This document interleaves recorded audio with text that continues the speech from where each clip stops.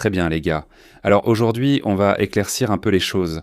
Nous allons essayer de lever le voile sur le mystère de cette collection de missiles que l'Iran utilise dans la guerre contre les États-Unis et Israël.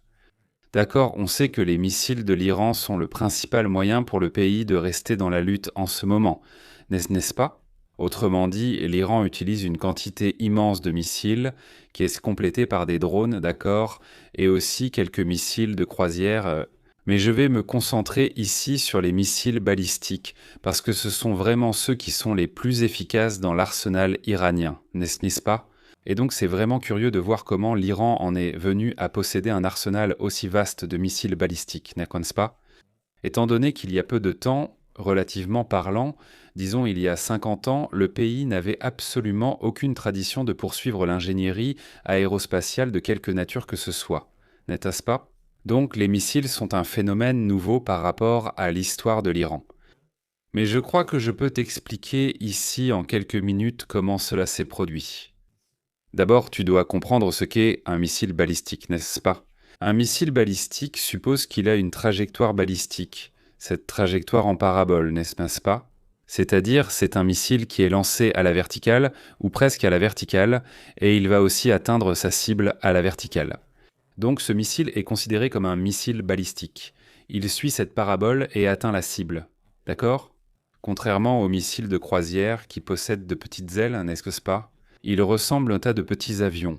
Donc ces missiles de croisière volent à une vitesse plus faible, sont généralement lancés à l'horizontale, mais peuvent aussi être lancés à la verticale, et ils atteignent généralement leur cible à l'horizontale. Lors du vol horizontal, ils vont en fait effectuer une sorte de vol, comme si c'était un avion qui allait s'écraser contre la cible. Voilà, c'est comme ça que ça fonctionne. Par exemple, les Tomahawks américains. Mais la question du missile balistique iranien, d'où vient-il? D'où vient cette quantité si importante, n'est-ce pas? Ce développement si dynamique de missiles balistiques pour l'Iran. Vous vous souvenez, ceux qui ont déjà vu ma vidéo ici, sur la guerre Iran-Irak, qui en fait n'est pas une seule vidéo, mais deux, n'est-ce pas? Partie 1, partie 2. J'explique comment le conflit entre l'Iran et l'Irak s'est déroulé dans les années 80. N'est-ce pas, je dirais même plutôt entre l'Irak et l'Iran, parce que celui qui a vraiment attaqué, c'était l'Irak. On peut remarquer là que l'Irak, même s'il n'avait pas un niveau légèrement satisfaisant, ne serait-ce que d'efficacité. Sur le champ de bataille, l'Irak a été approvisionné essentiellement par la planète entière, alors que l'Iran n'a été approvisionné par presque personne. D'accord, donc, bien que les deux camps utilisaient vraiment sur le champ de bataille des tactiques militaires assez obsolètes, avec l'Iran utilisant même des vagues humaines, n'est-ce pas, ce grand nombre de personnes courant simplement vers les positions de mitrailleuses ennemies, n'est-ce pas? On a pu constater que Saddam Hussein, le commandant des forces irakiennes là-bas, a réussi à très bien entretenir ses relations pendant cette période avec les Américains, avec les États-Unis, avec l'Europe et aussi avec l'Union soviétique. Alors mec, après les premiers affrontements de la guerre, l'arsenal de Saddam Hussein a été complètement renouvelé avec du matériel soviétique, n'est-ce pas? Mais aussi avec beaucoup d'argent américain, beaucoup d'argent européen. Pourquoi? Parce que la nouvelle République islamique d'Iran était une ennemie du monde. L'ayatollah Khomeini, il avait déclaré que le monde entier, en gros, était la cible du régime, n'est-ce pas? Qui étaient les grands satans selon l'ayatollah Khomeini? Les États-Unis d'Amérique et l'Union des républiques socialistes soviétiques, les deux grandes superpuissances. Le nouvel État iranien, écoute bien, a déclaré. Il a déclaré une guerre sainte contre ces deux grandes puissances. Alors, quand l'Iran est entré en guerre, il s'est retrouvé pratiquement isolé, donc juste après le début de la guerre. N'est-ce pas? Et du tout. L'arrêt complet de la ligne de front? Là-bas, avec de nombreuses pertes, l'Iran a réussi lentement à sonder un fournisseur externe d'armes, et ce fournisseur n'était autre que Kadhafi, n'est-ce pas? Le colonel Kadhafi, dictateur de la Libye, qui a fourni aux Iraniens un premier lot de missiles balistiques soviétiques R-17 Scud. D'accord, les mêmes missiles que Saddam achetait directement à l'Union soviétique, n'est-ce pas? Dans ce cas, ces missiles soviétiques sont arrivés en Iran et ont été transférés via la Libye. Alors, lorsque ces missiles arrivent en Iran, les Iraniens commencent à utiliser ces missiles. Parce que l'armée de l'air iranienne et l'armée de l'air irakienne étaient aussi trop épuisées, aucune des deux n'était vraiment capable de mener de grandes attaques aériennes. Alors, les deux puissances ont commencé à échanger des missiles pendant ce qu'on a appelé la guerre des villes, n'est-ce pas? Les bombardements des villes, aussi bien en Irak qu'en Iran, là en Iran, alors ils s'en sont rendus compte. La direction du régime s'est rendu compte qu'il était nécessaire de nationaliser ces missiles. Pourquoi? Eh bien la vie. On a réussi à obtenir un lot de boucliers, mais on va en obtenir plus. Est-ce qu'il n'y aura pas un blocus alors? Donc il faut nationaliser ça ici au plus vite. Alors que Saddam Hussein, par exemple, n'avait pas une telle urgence, mais en Iran, cela s'est produit. Donc déjà à la fin des années 80, dans la seconde moitié des années 80, cela est arrivé sur le champ de bataille. Dans les premières versions des boucliers nationaux, ces boucliers nationaux ont été baptisés Shahab-1. C'était le Shahab-1 qui était un missile balistique à courte portée. Alors maintenant, nous allons commencer à comprendre la progression de ces missiles en fonction de ce critère. En ce qui concerne la portée, d'accord, il est donc important que vous compreniez les trois grands concepts de portée des missiles balistiques. Le premier d'entre eux est le missile à courte portée, ou Short Range Ballistic Missile, n'est-ce pas? Le SRBM est celui avec la portée la plus courte, allant de 300 km à 1000 km son. Et ensuite, vous avez le Medium Range Ballistic Missile, ou MRBM, portée moyenne, qui va de 1000 jusqu'à environ 3000 km. Vous pouvez considérer que c'est la portée moyenne. Au-dessus de cela, vous parlez de l'ICBM, Intercontinental Ballistic Missile, que l'Iran jusqu'à aujourd'hui n'en possède aucun. D'accord? Donc nous allons parler précisément des SRBM et des MRBM donc. Le SRBM Shahab-1 avait une portée d'environ 330 km pouvant transporter une ogive de 1000 kg avec une précision de 450 mètres. Comme il s'agissait essentiellement d'une copie du Scud soviétique, il utilisait une propulsion à carburant liquide, d'accord? Et la propulsion à carburant liquide, elle présente certains avantages, mais elle a de nombreux inconvénients en ce qui concerne l'utilisation des missiles, n'est-ce pas? Lorsque vous voulez lancer un satellite dans l'espace, la propulsion à carburant liquide est excellente car elle permet un meilleur contrôle de l'orientation de la fusée, n'est-ce pas? C'est-à-dire vous pouvez insérer le satellite dans une orbite très précise. Avec la propulsion à carburant liquide, cependant, la propulsion liquide nécessite un temps de préparation très long, et selon l'utilisation ou la situation, cela peut être trop long. C'est-à-dire un missile balistique à propulsion liquide doit être ravitaillé, littéralement ravitaillé, comme votre voiture. Il doit être ravitaillé avec un carburant qui peut même être cryogénique, n'est-ce pas? Stocké à une température inférieure à 0 degré, pour maintenir certaines substances à l'état liquide, d'accord? Ces missiles peuvent être compliqués à armer et à lancer dans une situation opérationnelle, comme une guerre par exemple. Donc c'est ce que l'Iran a commencé à faire, n'est-ce pas? Avec cela, ils ont fait une copie exacte du bouclier soviétique. Mais très vite, ils ont aussi conclu un partenariat avec un autre État qui était un paria international.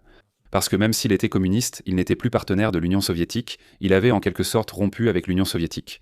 À cette époque, c'était la Corée du Nord, n'est-ce pas? La Corée du Nord était communiste et stalinienne, donc après la réforme de Khrouchtchev, ils se sont un peu éloignés. Alors les Iraniens sont allés chercher des connaissances auprès des Nord-Coréens qui les leur ont transmises. Donc le projet du Hwasong-6, un missile nord-coréen, tu vois, qui était aussi une sorte de copie du Scud, d'accord? Sauf que c'est la version nord-coréenne. Elle avait été optimisée pour avoir une portée plus grande, mais pour avoir une portée plus grande. Les Nord-Coréens ont sacrifié la charge, n'est-ce pas? Ils ont sacrifié l'ogive, ils ont réduit la puissance de l'ogive. Donc même si la portée du Shahab-2, ce nouveau missile balistique à courte portée iranien, a atteint 500 km, au lieu des 330 du précédent, il ne pouvait transporter qu'une ogive de 770 kg, ce qui signifie une perte d'environ 22% de puissance destructrice. Mais il atteignait la cible, n'est-ce pas? Une plus grande distance, et sa précision restait à peu près la même, n'est-ce pas? 450, 500 mètres de précision. D'accord, et alors, les gars, une autre chose qu'on va devoir prendre en considération ici maintenant, ce sont ces 3 paramètres, portée, ogive et précision, n'est-ce pas? Parce que vous n'arrivez pas toujours à augmenter les 3 en même temps, donc quand vous essayez d'en augmenter 2, vous sacrifiez l'un d'eux. Et on va beaucoup voir ça ici. C'est-à-dire, un missile peut avoir une plus grande portée, mais une ogive plus petite, avec plus de précision, ou il peut avoir plus de pouvoir destructeur, avec plus de précision, mais une portée plus courte. Vous comprenez? Donc, c'est comme ça. Une fois que le Shahab-1 et le Shahab-2 dans les années 90 étaient déjà opérationnels, mais c'était essentiellement des copies du Scud, encore soviétique. N'est-ce pas? À la fin des années 90, le Kiamon a été créé. Le Kiamon est aussi un missile balistique à courte portée, n'est-ce pas, mais avec une portée bien améliorée, n'est-ce pas? Ou bien est-ce une amélioration réalisée par le propre groupe d'ingénieurs iraniens, des ingénieurs en missiles iraniens, qui ont réussi à modifier cela? L'ingénierie du missile pour augmenter sa portée à 800 km, et ce nouveau missile, alors, transportait une ogive inchangée, n'est-ce pas? De 750 kg là, comme je vous l'ai dit, vous pouvez augmenter la portée, mais vous sacrifiez la charge destructive, et vous pouvez aussi augmenter la précision, n'est-ce pas? Vous n'arrivez pas toujours à augmenter les 3 en même temps. Donc, le Kiamon, il pouvait atteindre 800 km avec une ogive de 750 kg, mais avec une bien meilleure précision, de 100 mètres au lieu des 500 mètres du précédent, n'est-ce pas? En utilisant également la propulsion liquide, d'accord les gars, l'Iran n'avait pas encore maîtrisé la propulsion solide. Et ce Kiamon, comme je vous l'ai dit, c'est une amélioration du Shahab-2, mais il présentait, n'est-ce pas? Il présente, parce qu'il est encore en service. Il présente également une amélioration structurelle, qui est la capacité de l'ogive à se détacher du corps principal. C'est pour cela qu'il atteint une précision bien supérieure. Parce que la seule partie qui survit réellement à une rentrée dans l'atmosphère terrestre, c'est l'ogive du missile, le corps du missile. Il commence à se désintégrer, parce que le matériau ne supporte pas, n'est-ce pas, les forces de la rentrée. Sauf que dans ce processus de rentrée, ce balancement très intense du corps du missile peut ajouter de l'imprécision à la trajectoire de l'ogive. Tu comprends ? C'est comme si l'ogive était ici, tu vois, et que le missile se balançait derrière, et ça va augmenter l'imprécision du missile. Comme l'ogive se détache du corps du missile, elle parvient à augmenter la précision. Et c'est pour cela que le Kiamon a plus de valeur que le Shahab-2 pour les Iraniens. D'accord, et maintenant on va entrer. Mec, on va encore parler de quelques missiles à courte portée, d'accord ? Mais je vais utiliser une logique ici, qui est la logique d'évolution de famille et de projet, n'est-ce pas? Les familles de missiles. Donc on va continuer avec cette première famille de missiles, Shahab ici, jusqu'au dernier, le plus moderne de cette famille. Ensuite, je passerai à une autre, d'accord? Alors allons-y. Nous avons donc le développement du Shahab 3, le Shahab 3. Mon gars, ce n'est plus ce missile Scud, d'accord? Ce n'est plus le Scud soviétique avec une version nord-coréenne, puis une version iranienne. Non, c'est une version du Nodong-un-A nord-coréen. C'est déjà un autre missile, d'accord? Et ce nouvel autre missile, avec une portée supérieure de 1300 km, est déjà introduit. Comme tu as déjà pu le remarquer, le Shahab 3 est dans la catégorie des missiles balistiques à moyenne portée, ou missiles balistiques de moyenne portée. Au-dessus de 1000 km moyenne portée, ce n'est plus courte portée, c'est moyenne portée. Donc, en plus de sa portée de 1300 km, le Shahab 3 peut transporter une ogive de 1200 kg, c'est-à-dire une tonne et 200 kg d'explosifs, avec une précision de 2500 mètres le Shahab 3. C'était un projet qui n'a pas vraiment plu aux ayatollahs, tu vois. Ça ne leur a pas trop plu parce que sa précision n'était pas bonne.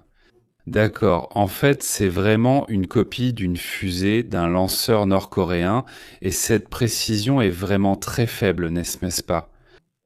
2500 mètres, ce qui ne permet pas vraiment d'atteindre une cible précise, mais plutôt de toucher une ville, tu vois. Si tu veux toucher la ville A ou la ville B, tu peux le faire. Mais ce bâtiment à l'intérieur de la ville, tu ne pourras même pas l'atteindre de près avec un missile comme celui-là. D'accord, donc le Shahab 3 d'ailleurs, il présentait même des capacités nucléaires, non? C'est ça? L'une des premières grandes préoccupations des Occidentaux et des Israéliens concernant le programme de missiles iranien, c'était le Shahab 3, parce qu'il présentait des capacités nucléaires, étant donné que les missiles nord-coréens ont été construits dans ce but, n'est-ce pas, d'avoir des capacités nucléaires. Et pour finir, mec, le Shahab 3, il a été développé pour devenir une version nationale. C'est ce missile à moyenne portée Nodongun nord-coréen, parce que tu te souviens, Nodongun nord-coréen, ils en ont fait une version nationale. Maintenant, il va subir une amélioration en Iran et va se transformer en Ghader 110, d'accord? Le Ghader 110 est une preuve de la compétence de l'ingénierie iranienne. D'accord? Pourquoi? Parce que c'est un missile à moyenne portée, qui va augmenter la portée du missile à 2000 km, n'est-ce pas? Il peut déjà atteindre tout le Moyen-Orient, voire le sud de l'Europe, et il transporte une ogive de 800 kg réduite, n'est-ce pas? Il a perdu 33% là, il a perdu un tiers de sa puissance destructrice, mais il a augmenté sa portée. Donc vous devez comprendre cela comme une façon pour le régime iranien d'augmenter sa zone d'attaque, pas nécessairement sa puissance de destruction. Donc, comme je l'ai dit, pour augmenter la portée du missile, on a diminué sa puissance destructrice, n'est-ce pas? Cependant, c'est cela que je voudrais vous dire et souligner. La précision du missile, rappelez-vous qu'il s'appelle Ghadr 110. La précision du missile a été améliorée à 110 mètres si. Imaginez ça, de plus de 2 km à 110 mètres, mec. Cette fois, tu peux vraiment toucher une base aérienne, n'est-ce pas? Tu peux toucher là un dépôt, tu peux toucher une caserne, n'est-ce pas? Peut-être un bâtiment sans défense anti-aérienne, mais tu peux déjà atteindre avec un degré de précision bien plus élevé, n'est-ce pas, le Ghader 110? Et il atteint, tu vois, toute cette précision, surtout parce qu'il n'est plus à un seul étage, n'est-ce pas? Maintenant, il a 2 étages. Son premier étage reste à carburant liquide, mais il possède un deuxième étage qui est solide, et ce deuxième étage, donc cela va ajouter de la précision au véhicule, parce qu'il est activé déjà au sommet de la courbe. Et alors, le véhicule sera propulsé vers le bas, avec une plus grande précision. Et justement, à cause de l'ajout de ce composant de carburant supplémentaire là, pour le deuxième étage, il faut réduire la charge létale, n'est-ce pas? C'est-à-dire l'ogive du missile, d'accord? Enfin, l'évolution finale des Shahabs, n'est-ce pas? C'est l'EMAD.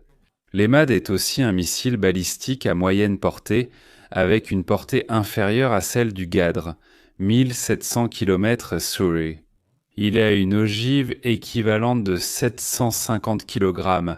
Mais mec, mais avec une précision de 50 mètres, regarde 50. Maintenant, tu peux toucher la maison, tu peux toucher l'immeuble que tu veux, n'est-ce pas? C'est déjà un missile de moyenne portée avec une précision très très élevée, n'est-ce pas? Vraiment très élevée. Et l'EMAD est donc la dernière évolution, l'évolution la plus récente de la famille Shahab, qui a commencé. Comme je vous l'ai dit, là-bas avec les Scud, qui, soit dit en passant, sont des descendants directs. Vous savez de quoi? Du V2 allemand de la Seconde Guerre mondiale. Mais ça, c'est un sujet pour une autre occasion. Passons maintenant à une deuxième famille de missiles iraniens, n'est-ce pas, qui est la famille Fateh 110. Quelle est la différence bien claire entre ces deux familles, la Shahab et la Fateh? La propulsion, d'accord, parce que les Fateh sont déjà des missiles avec des moteurs à combustible solide. Ils n'ont pas besoin d'être ravitaillés sur le terrain pour être lancés. Tu vois, ce truc-là, ravitailler ici prendra environ une demi-heure à 1 heure, juste pour préparer le missile avant son lancement. Donc le missile à combustible solide est prêt, il est prêt à être utilisé, il suffit de l'allumer et il part, tu comprends? Il est stocké à température ambiante, il est prêt à être utilisé à tout moment. Donc c'est ça l'avantage du carburant solide. Il est déjà prêt, donc c'est comme un feu d'artifice que vous achetez dans un magasin pour les fêtes de la Saint-Jean, n'est-ce pas? Donc il est prêt. Vous pouvez le stocker dans un petit coin de votre maison pendant des mois. Et il suffit de l'allumer et il part. Donc c'est la même chose, d'accord? Alors, le FAD 110, qui est un missile à courte portée, est une dérivation d'un missile non guidé. Un obus d'artillerie appelé Zézal. Un obus d'artillerie n'a pas besoin d'eux.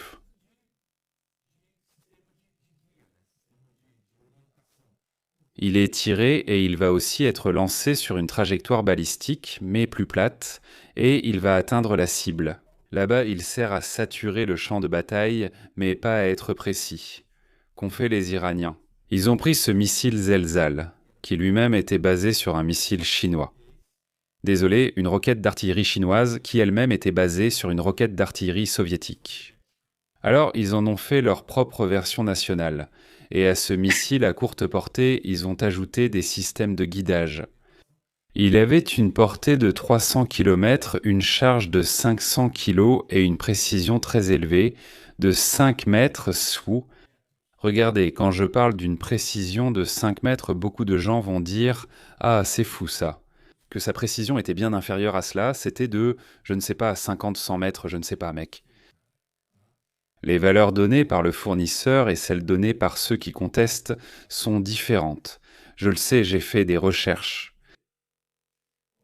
Cependant, comme je n'ai pas accès à des études vraiment pratiques, n'est-ce pas, sur le lancement et l'observation de la chute de ces engins. Ici, ce que je peux vous transmettre, ce sont les valeurs du fournisseur, les valeurs iraniennes, qu'ils disent être de 5 mètres d'accord, donc c'est une fusée qui a cette portée de 300 km et elle a une très bonne précision, de 5 mètres avec du carburant solide. Ils ont créé une version améliorée de celui-ci, avec une plus grande portée, qui est le Fater 313, qui a une portée de 500 km, avec une ogive réduite de 380 kg. Donc, encore une fois, on sacrifie la puissance destructrice pour augmenter la portée du missile. Vous remarquez qu'ils ne sont pas une évolution l'un de l'autre, ils sont complémentaires. Si vous voulez atteindre une cible plus proche, vous pouvez utiliser le FAT 110 qui a une puissance destructrice plus grande. Mais si votre cible est à une distance supérieure à 300 km jusqu'à 500 km, utilisez le FAT 313 qui aura une puissance destructrice moindre. Mais vous atteindrez la cible bien plus loin, n'est-ce pas? Donc, la portée, la précision des deux est très similaire, 5 mètres environ, ils sont fiables, ils sont extérieurement très similaires, et c'est ça. Ce sont ces missiles qui sont utilisés contre les pays du Golfe Persique, là-bas, n'est-ce pas? Contre le Qatar, contre Dubaï, les Émirats arabes unis, l'Arabie saoudite. Parce que les distances le permettent, n'est-ce pas? Il suffit de traverser là, le golfe Persique, la mer là. On atteint ces cibles qui sont justement sur le littoral, n'est-ce pas? Les cibles sont sur le littoral et la précision des missiles est très élevée, donc ils arrivent à atteindre les cibles, n'est-ce pas? Ces cibles-là, de façon assez fréquente, n'est-ce pas? C'est assez garanti, ils vont atteindre la cible. Là, on a le Zolfaghar. Zolfaghar, c'est une évolution des Fatés, n'est-ce pas? Déjà avec une portée plus grande, de 700 km, mais aussi avec une ogive plus lourde, de 500 kg. C'est un missile plus grand, d'ailleurs, ses dimensions sont plus importantes, ainsi que sa portée. Pardon, sa précision, à cause de cela, en a souffert, n'est-ce pas? Sa précision était moindre. Elle est de 100 mètres au lieu de 5 mètres, donc il offre une portée plus grande, n'est-ce pas? Des missiles plus grands ont une portée accrue mais perdent en précision. Pourquoi? Parce que le vol est plus long, et ce vol plus long va ajouter plus de difficultés dans la phase finale de la trajectoire, pour pouvoir atteindre une cible spécifique. Alors, le Zolfaghar, c'est le premier d'une nouvelle série de roquettes plus grandes. D'accord?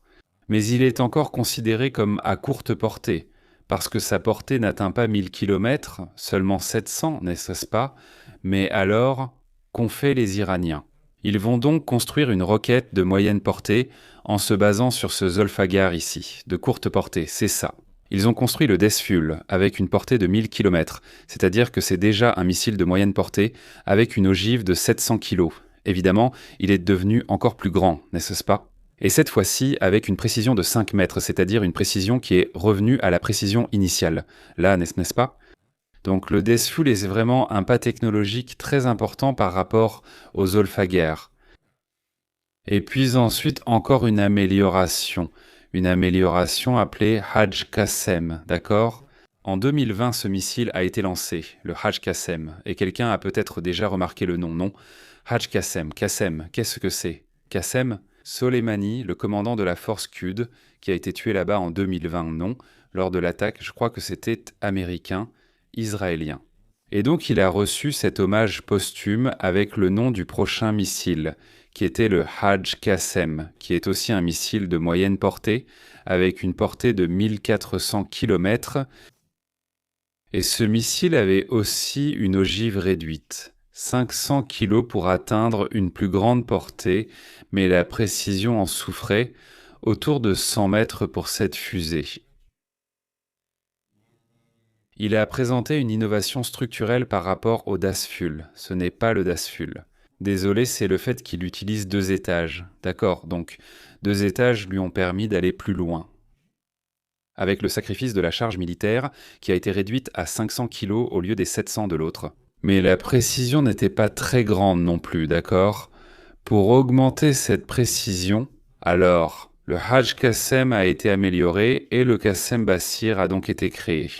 Le Qassem Bassir a été lancé quelques années plus tard avec une portée un peu réduite de 1200 km et la même charge de 500 kg. Cependant, sa précision, son électronique embarquée sont bien plus avancées que celles de son prédécesseur. Et maintenant, avec une précision de 5 mètres, oui, une précision de 5 mètres, il y a même des gens qui disent jusqu'à 3 mètres, j'ai déjà vu des sources parler de 3 mètres. Mais il est l'apogée de cette famille de missiles Fateh, n'est-ce pas, qui sont des évolutions de missiles d'artillerie, n'est-ce pas? Des roquettes d'artillerie iraniennes, donc voilà, nous arrivons à la fin de la deuxième famille de missiles iraniens. Maintenant, nous devons analyser 3 projets qui sont des projets issus des connaissances acquises dans ces 2 familles. Voilà. Et le premier d'entre eux, les 3 dont je vais parler maintenant, sont des missiles de moyenne portée. Mais le premier d'entre eux est le Khaybar Shakan. D'accord, le Khaybar Shakan. C'est une amélioration structurelle générale par rapport à ses homologues des 2 autres familles, n'est-ce pas? Il va utiliser du carburant solide, un seul étage, mais il aura un design, beaucoup plus léger, plus compact et plus léger.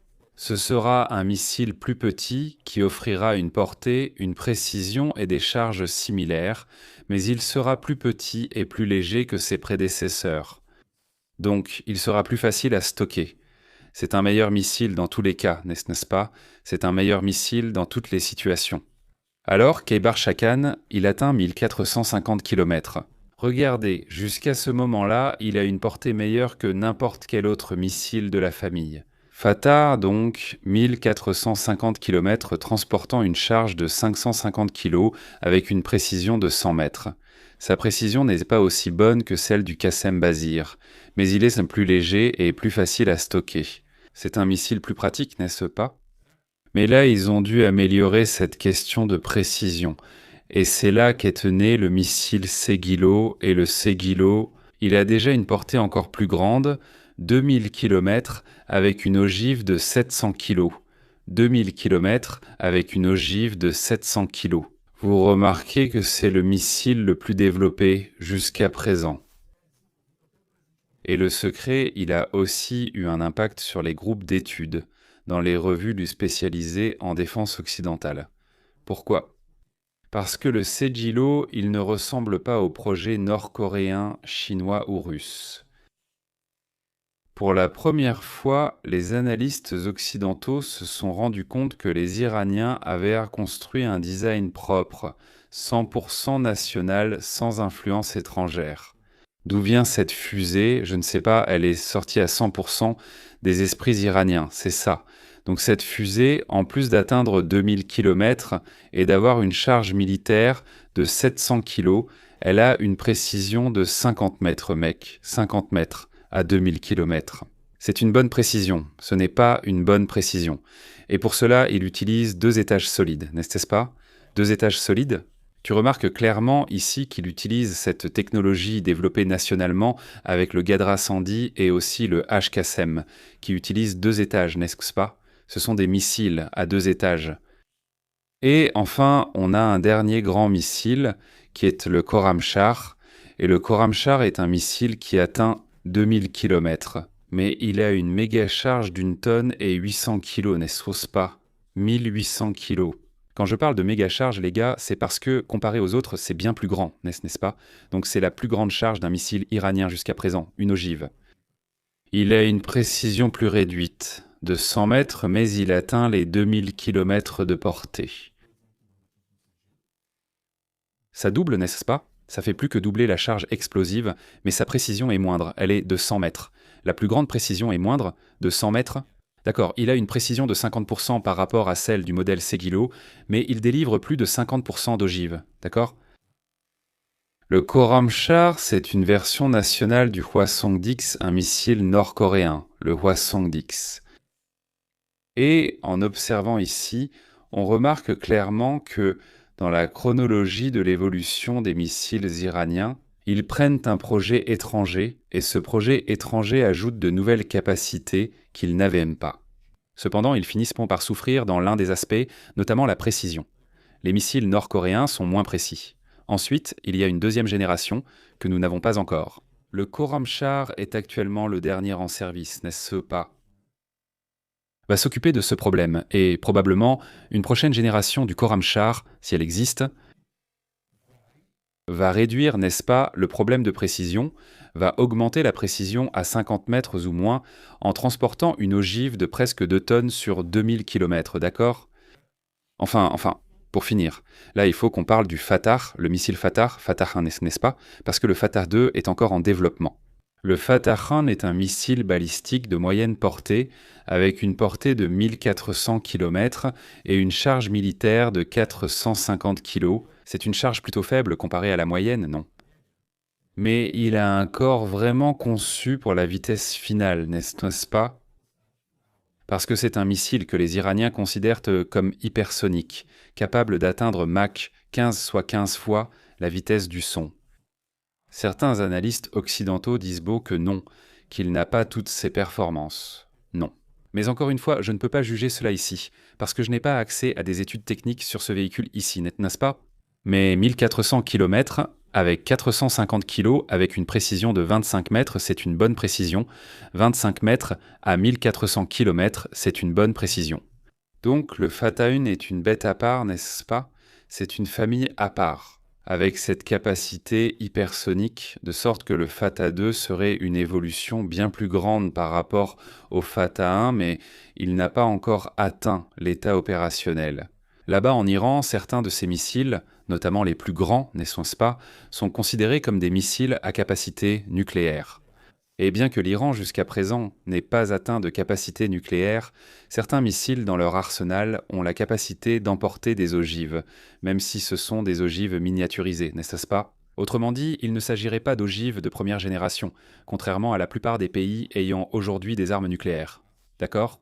Et si ce sujet vous a plu, si vous aimez l'histoire militaire, si vous voulez en savoir plus sur ce sujet si intéressant, j'ai mon livre ici, qui est une excellente façon d'élargir vos connaissances. Regardez, L'atome comme arme, une brève histoire de la création et de l'utilisation des bombes atomiques pendant la Seconde Guerre mondiale. Si vous voulez en savoir plus sur cet événement, qui est en soi, n'est-ce pas, assez complexe parce qu'il implique la physique, diverses sciences précises et exactes, mais d'une manière intelligible, accessible, pédagogique, ce livre ici est une excellente façon de commencer vos études. Il est en vente dans la boutique Weclap, via le lien dans la description et aussi via le QR code à l'écran. Et si vous voulez votre exemplaire, dédicacé par moi avec une dédicace personnalisée pour vous, il vous suffit d'envoyer un email à saladeguerra@gmail avec votre code postal, pour que je puisse calculer les frais de port.